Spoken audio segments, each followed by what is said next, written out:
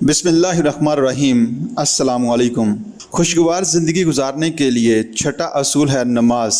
کامیاب اور خوشحال زندگی کے حصول کا چھٹا اصول نماز ہے، جو کہ اللہ تعالیٰ کا تقرب حاصل کرنے کا بہترین ذریعہ ہے۔ صحیح مسلم میں رسول اکرم صلی اللہ علیہ وآلہ وسلم کا ارشاد گرامی ہے، بندہ اپنے رب کے سب سے زیادہ قریب سجدے کی حالت میں ہوتا ہے، یعنی سجدے کی حالت میں زیادہ دعا کیا کرو۔ جب بندہ اپنے رب کے قریب ہو جاتا ہے تب وہ جو چاہے اس سے طلب کر سکتا ہے، اور اسی لیے اللہ تعالیٰ نے نماز کے ذریعے مدد طلب کرنے کا حکم دیا۔ سورہ بقرہ میں فرمان الہی ہے، یا ایھا الذین آمنوا استعینوا بالصبر والصلاۃ ان اللہ مع الصابرین۔ اے ایمان والو، جب کوئی مشکل درپیش ہو تو صبر اور نماز کے ذریعے مدد طلب کرو، یقیناً اللہ صبر کرنے والوں کے ساتھ ہے۔ اس آیت میں اللہ تعالیٰ نے اہل ایمان کو مخاطب کرتے ہوئے حکم دیا کہ وہ ہر قسم کی مشکل اور پریشانی کے ازالے کے لیے صبر اور نماز کے ذریعے اس سے مدد طلب کریں۔ اس سے یہ معلوم ہوا کہ اللہ تعالیٰ صبر کرنے والے اور نماز پڑھنے والے بندہ مومن کی مدد فرماتا ہے اور اسے تمام مشکلات سے نجات دیتا ہے۔ گویا نماز دکھوں اور صدموں کا مداوا ہے۔ نماز ادا کرنے سے دلوں کو اطمینان نصیب ہوتا ہے اور غموں کا بوجھ ہلکا ہوتا ہے۔ اس لیے رسول اکرم صلی اللہ علیہ وآلہ وسلم نے فرمایا، میری آنکھوں کی ٹھنڈک نماز میں رکھی گئی ہے۔ ایک عبرتناک قصہ ہے، حافظ ابن اسحاق رحمۃ اللہ علیہ نے تاریخ دمشق میں ذکر کیا ہے کہ ایک فقیر آدمی اپنے خچر پر لوگوں کو لاد کر دمشق سے زیدانی تک پہنچاتا اور اس پر کرایہ وصول کرتا تھا۔ اس نے اپنا ایک قصہ بیان کیا کہ ایک مرتبہ میرے ساتھ ایک شخص سوار ہوا اور وہ راستے میں مجھ سے کہنے لگا، یہ راستہ چھوڑ دو اور اس راستے سے چلو، کیونکہ اس سے ہم اپنی منزل مقصود تک جلدی پہنچ جائیں گے۔ میں نے کہا، نہیں، میں وہ راستہ نہیں جانتا اور یہی راستہ زیادہ قریب ہے۔ اس نے کہا، وہ زیادہ قریب ہے اور تمہیں اسی سے جانا ہوگا۔ چنانچہ ہم اسی راستے پر چل پڑے۔ آگے جا کر ایک دشوار گزار راستہ آ گیا جو ایک گہری وادی سے گزرتا تھا اور وہاں بہت ساری لاشیں پڑی ہوئی تھیں۔ اس نے کہا، یہاں رک جاؤ۔ میں رک گیا اور نیچے اترا، اور اترتے ہی چھری سے مجھ پر حملہ آور ہوا۔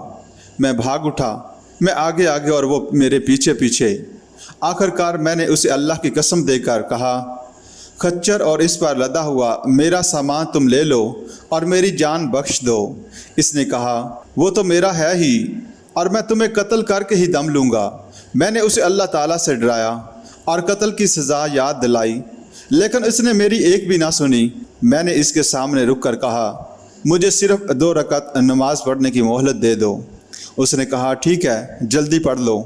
میں نے قبلہ رخ ہو کر نماز شروع کر دی، لیکن میں اس قدر خوفزدہ تھا کہ میری زبان پر قرآن مجید کا ایک حرف بھی نہیں آ رہا تھا، اور ادھر وہ بار بار کہہ رہا تھا، اپنی نماز جلدی ختم کرو۔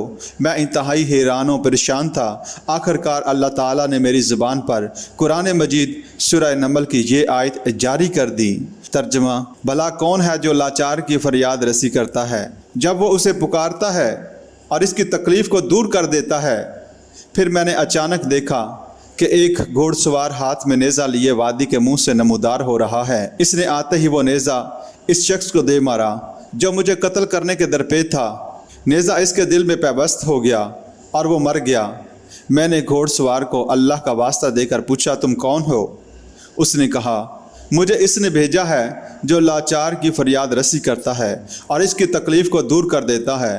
پھر میں نے اپنا بغل پکڑا اور اپنا ساز و سامان اٹھا کر سلامتی سے واپس لوٹ آیا۔ سامعین، یہ قصہ اس بات کی دلیل ہے کہ بندہ مومن جب نماز کے ذریعے اللہ تعالیٰ سے مدد طلب کرتا ہے تو وہ اس کی مدد ضرور کرتا ہے، اور مشکل کے وقت اس سے بے یار و مددگار نہیں چھوڑتا۔ یاد رہے کہ نمازوں میں سب سے پہلے فرض نمازوں کا اہتمام کرنا ضروری ہے، جو کہ دین کا ستون ہے۔ نماز تہجد کے دیگر فوائد کے علاوہ اس کا ایک عظیم فائدہ یہ ہے کہ اللہ تعالیٰ تہجد گزار کو جسمانی بیماریوں سے شفا نصیب کرتا ہے۔